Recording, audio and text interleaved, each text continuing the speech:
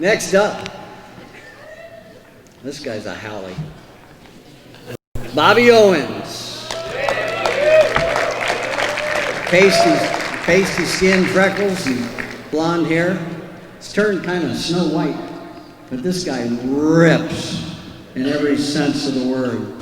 1957, he was born in Italy. And once that gets out, the frickin' Italians are going to claim him as their own. But he spent some time here on the East Coast, so we're doing that. We're claiming Bobby Owens as our own because he really started the developmental process here on the East Coast. He first surfed up in Atlantic Beach out in Jacksonville back in 64, 65, just getting his head wet. But then he moved to the North Shore of Hawaii. His father was in the military special forces ranger in Green Beret, and he got stationed over in Hawaii, Oahu, and that's where he learned the basics of what turned into be a phenomenal pro career. Let me see, let's got to skip forward here. In 1970, after those 4 years on the island of Oahu, he moved back to Daytona Beach. He was here for 2 years, and in those 2 years, he won the ESA Boys Division in 1972. He competed in the ESA as a developmental process, and he says a lot of what he learned in that was formulative in his later pro career. Think about this. He never lost an ESA heat up to that championship. He's not a loser. In 72, his family moved back to Hawaii. Bobby was 15 at the time and continued competing in the ESA with immediately good results. He repeatedly would get into the final with the likes of Michael Ho, Larry Burlman, Mark Liddell, Buzzy Kerbox, Dane Kealoha. He was right there in the thick of things with the who's who in the future. These guys were all 15, 16, 17 years old developing. And Bobby Owens, look at this guy. And I talked to him today and I asked him, I said, you're pretty much a Howley. How did you survive in the schools over there? We all have heard the stories. And the fact that he was a surfer, he got harassed one time and one of his friends took care of the problem and said, look, he's one of us, he's a surfer. And he went through 4 years of high school and never got touched. That's rare. Right, Bobby? You're living a charmed life. He turned pro in 1976 and quickly became a competitor to keep your eye on. He finished second in 77 at the Duke Classic, just behind Eddie Aikau. What, if you paid attention, his ascension up into the competitive ranks is extremely fast, and that speaks of one thing, talent. He's a talented surfer. And he fortunately decided to hone his skills at Sunset, and Sunset became his home, eventually living up on the hill overlooking Sunset Beach. He became the first East Coast surf champion to crack the IPS top 16 in 1977. Now, Jeff Crawford got in the top 16, but he wasn't an East Coast champion. Bobby is very proud of that. In 1980, Bobby won the Pro Class Trials at Sunset Beach and followed up with consecutive wins in the 81 Quicksilver Trials at Bells Beach. A few weeks later, the Lightning Bolt Eliminations in Sydney, Australia. And these three contests were the epitome of qualifying into the Pro Tour in Australia. Winning 3 trials events back-to-back was unprecedented. Bobby honed his teeth at Sunset and had an epiphany one day. It was the most vivid moment, dramatic in his surfing career, taking place at Sunset Beach one day in 1984. The surf was 10 feet, strong trade winds and swell out of the west. He was riding a 7.4 George Downing Lightning Bolt and just started making these crazy airdrops and getting the best rides of his life. He was overcome with emotion and had this great sense that the torch had been passed on to him to set a new level of performance at Sunset Beach. and still today, he calls Sunset Beach the most challenging wave in the world because it will test your abilities as a surfer. And Bobby Owens is a champion and a phenomenal surfer at Sunset Beach. He takes photos all the time now. I welcome Bobby Owens.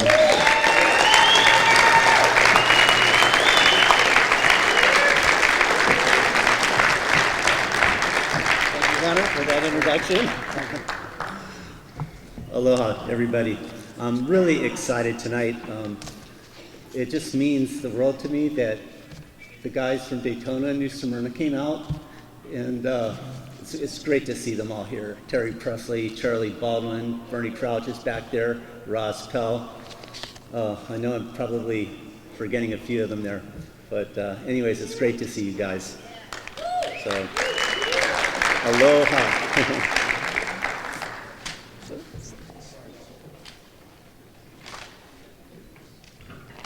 There we go. You know, a surfer doesn't get to this point on his own merit. So I really wanted to take this occasion tonight to talk about the people that really made a huge impact on me and basically got me to where I am tonight. So the first people I'd really like to talk to is my parents. Janet and Bob Owens. So my parents were just amazing people.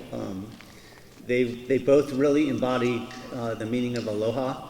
And you know, through the years, so many surfers stayed at our house. And there was really a connection between the Florida surfers and our house, regardless of where we lived on Oahu. It might have been the Palisades or Ewa Beach, out to Mililani, all through the 70s and into the 80s.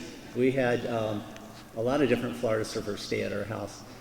And so my parents were, you know, they're just really open with their hospitality. And you know, back then, you really depended on staying at people's houses if you were traveling. That's how we made it. There wasn't really a lot of money in the sport. But anyways, I just wanted to mention my parents because in the early days when I was competing, they, you know, your parents were kind of like your sponsors the first 3 or 4 years that I was on the tour. There wasn't, you know, the bigger companies like OP and Lightning Bolt were still getting steam and hadn't really, you know, they weren't there yet in 1976. And so I was just really lucky that I had supportive parents and always kept us by the ocean. And, you know, that really was the difference in 1976. The first year there was an organized tour that I was able to do that. So a lot of personal loans were taken out to get me from one leg to the next, from Australia to South Africa. So I wanted to go back in time. 1970, our family left Hawaii, and we arrived. We drove a red Volkswagen camper van all the way across country. And we pulled up on the shores of Daytona Beach, right down the ramp at Dunlawton. Just imagine this, a bright red Volkswagen camper van with the white pop top loaded with Hawaiian spears on top. And this van pulls up and we see two surfers off, you know, coming out of the water and approaching us very curiously. And the door opens and a dog falls out, followed by 3 kids, my brothers, Chris and Gary. And it turned out that the 2 surfers that approached us were Bernie and John Crouch. So, both long hairs of the time. And anyways, that was the beginning of our time in Ponce Inlet, where we resided, and where I started surfing in the ESA. And the very first contest I surfed in, Bernie had joined forces with the Daytona Beach JCs and put on a little contest right in front of the White Orchid Motel. That motel's no longer there anymore. But anyways, that was the first contest that I won. And boy, did that ignite a spark. So that was really the beginning for me. And you know, 50 years later, here I am still friends with Bernie. Still making my boards, and we have this connection called Harold Iggy, and Bernie has really done such a fantastic job in perpetuating what Harold was always trying to accomplish over the years, and that's just making the finest surfboards possible. And so I feel very lucky. Those 2 years in Daytona and surfing in the ESA, we had such a blast. My mom and dad would take turns driving us up and down the coast to all the surfing contests, and eventually 1972 came around and it was time to go to Cape Hatteras for the East Coast Championships, and I won that. And then our whole family went back to Hawaii, and by 1973 we were established back in Hawaii again. And so we lived in different places, but in 1974 in Eva Beach, Charlie Baldwin from New Smyrna Beach came over and stayed with us for a few months. And Charlie was working and surfing, and I was just very fortunate to have him stay with our family, and he became a member of our family. And he would do things like pour my mom a martini after a long day at the office when she came home and stuff like that. And every chance possible, he would drive me out to the North Shore. And then one day, I get choked up, sorry. But one day in the fall of 1974 was when we paddled out at Sunset Beach.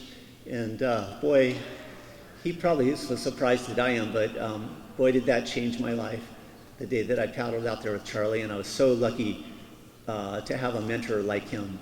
And once I got out there, I loved that break. I just, the lineup was gigantic, and there was all these shifting peaks, and it was wild, and the wind was blowing. And I just knew at that point that was the break where I really wanted to push myself. And so that whole fall, Charlie and I just, we drove out and surfed Sunset and all the other North Shore spots that fall. And so that was a time I'll really remember, and I just wanted to tell Bernie and Charlie, thank you for being mentors.